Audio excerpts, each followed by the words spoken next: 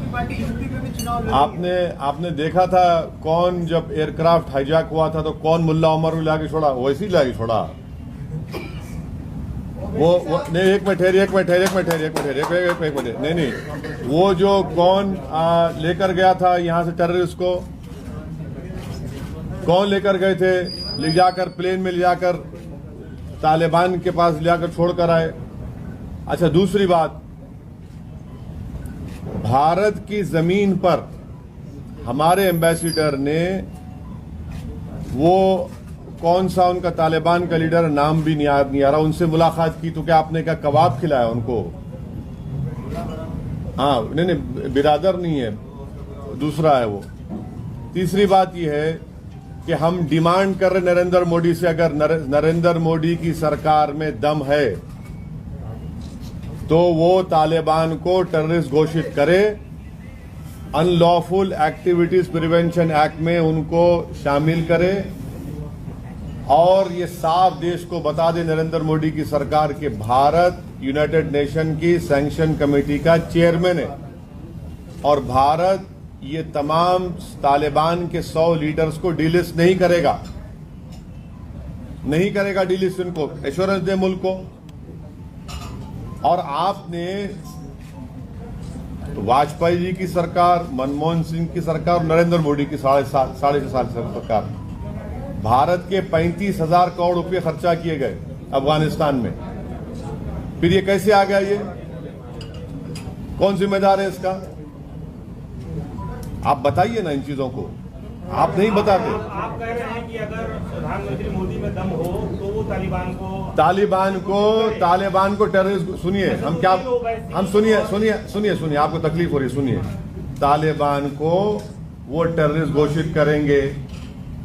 आप हमसे सवाल कर रहे हैं ना, आप घोषित करिए ना, यूएपीए में लाइए, यूनाइटेड नेशन की सैंक्शन कमेटी में ये तमाम के तमाम लोग टेररिस्ट उनको डिक्लेयर कर दिया गया है। वो हक्कानी नेटवर्क कौन है जिसने भारत के डिप्लोमेट को मार दिया था अफगानिस्तान में, काबुल में? वो उनका अभी मिनिस्टर बना हुआ है। तो आपको कौन रोक रहा है?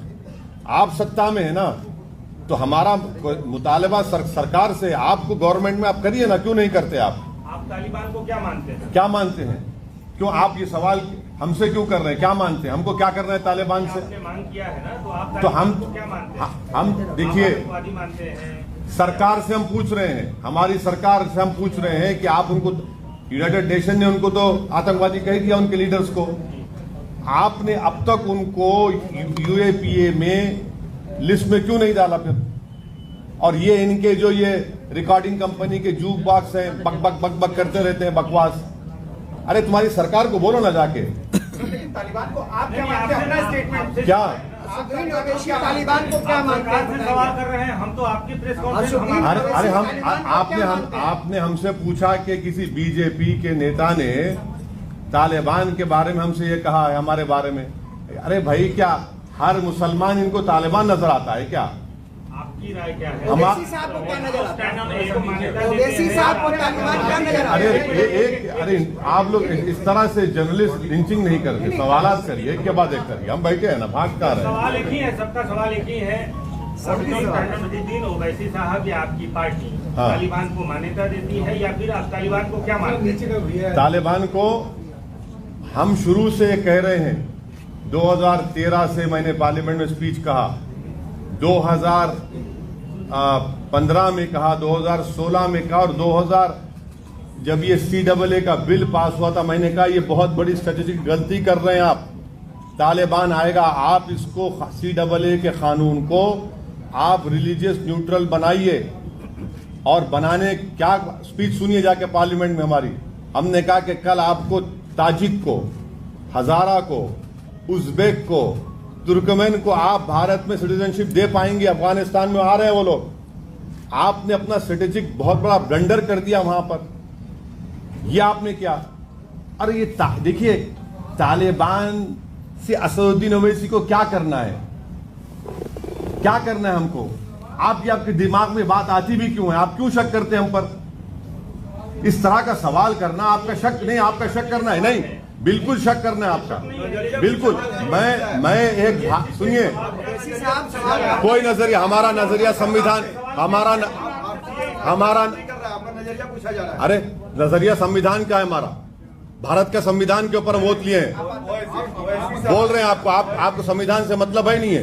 ये बताइए कि हमको क्या नहीं, हमको मुल्क से, भारत से मतलब, हमको दूसरे पड़ोसी से क्या मतलब? हमको नजरिया क्या है? क्या नजरिया? कौन सा नजरिया? हमारा नजरिया संविधान का है, हमारा नजरिया कॉन्स्टिट्यूशन का है। इस संविधान के नजरिए से आप क्या मानते हैं, ये बताइए। इसी संविधान के नजरिए से सरकार को तय करना है। इसी सुनिए आपने अच्छा सा, इसी संविधान के नजरिए से भारत सरकार को एक तय करना है कि वो टेररिस्ट ऑर्गेनाइजेशन में शामिल करेंगे नहीं करेंगे। और ये संविधान के नजरिए से हमको पूरा हासिल है कि हम अपने मजहब पर चले, हम भारत के शहरी हैं। ये हर चीज दुनिया में संविधान वो हो रहा है, हमको क्यों पूछ रहे हैं आप? ये बताइए कि तालिबान के टेक ओवर से अफगानिस्तान में पाकिस्तान कमजोर होगा या मजबूत होगा, और भारत पर उसका क्या? मैंने ऑन रिकॉर्ड ये बात कहा कि ये जो तब्दीली आई है, ये पाकिस्तान, चीन, ये इनको मजबूत करेगा और मुस्तकबिल में हो सकता है, फ्यूचर में ये भारत के लिए एक फिक्र की बात हो सकती है।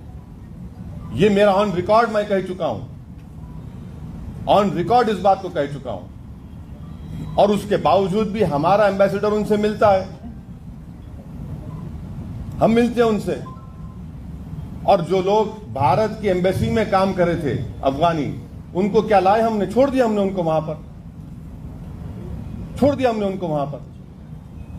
4 हमारे कॉन्सुलेट थे, एक एम्बेसी हमारी थी वहां पर। हर साल 900 अफगानी को, 800 अफगानी को हम लाकर यहां पढ़ाते थे भारत में। 16,000 अफगानियों को हमने तालीम दिलाई, पढ़ाया, लिखाया, काबिल बनाया। अब क्या पोजीशन है हमारा बताइए वहां पर? हमने छाबार पोर्ट को डेवलप किया ईरान से ट्रेड करने के लिए। यही तो हम जानना चाह रहे हैं ना। और ये बातें पूरी हमने ऑल पार्टी मीटिंग में भी कही थी। पूछ लीजिए अब भारत सरकार से, ये सवालात हमने उठाए वहां पर। बोलिए क्या करेंगे आप?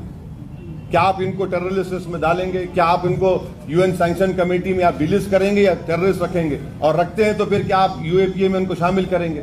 और अगर नहीं करते तो अपने बीजेपी के लोग जो बकवास कर रहे हैं उनको रुकाइए।